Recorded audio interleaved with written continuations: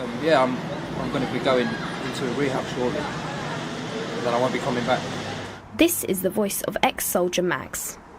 After being on the streets for 10 years and suffering from a long-term drug addiction, he is hoping that he can turn his life around in the next few weeks.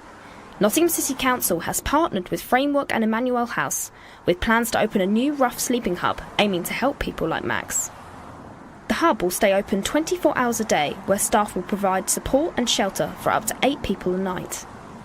Neil Skinner, Communications Manager at Framework, explains the importance of opening a shelter in a city like Nottingham. It is once again, a visible issue on our streets and in our communities, and that is, that's a shocking thing in 2019. I think that there is a risk that people just become numb to this stuff, that people see it as a normal part of daily life and a normal kind of cost that society bears, and that isn't the case. The project also hopes to tackle issues such as substance abuse and poor mental health, which are ongoing problems with rough sleepers. Having dealt with this firsthand, Max talks about the dangers of drugs on the street.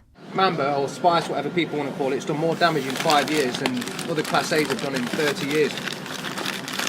It's a major problem. Nottingham City Council has released a statement on what the project aims to do. Rough sleeping, while being one of the most visible and extreme forms of homelessness, represents only 5% of the whole issue. Some of the money will go towards funding new posts, such as workers who will coordinate all elements of support required to meet needs beyond housing, such as mental health and substance misuse.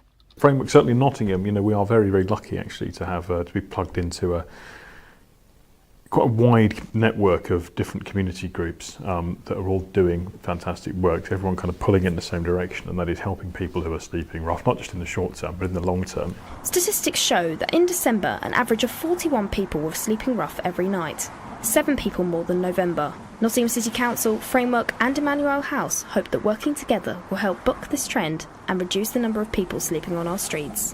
Hannah Warren, CBJ News.